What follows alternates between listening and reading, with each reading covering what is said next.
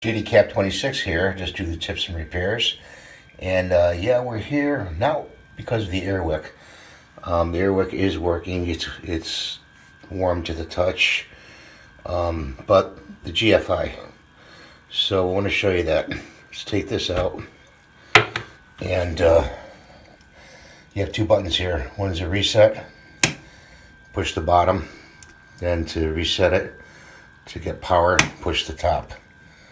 How do you know if you have power to the top? So let's plug this little light in and see. This is a bug lamp I use for testing, and it indeed has power. If you push the bottom, it goes off. See?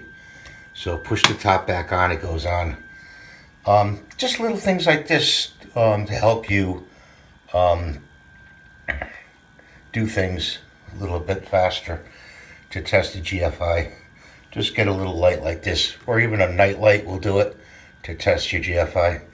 And if none of them work and no power comes on, this is bad. You have to replace it. Not usually. But thanks for watching. Please rate and subscribe and ring the notification bell, and have a great day.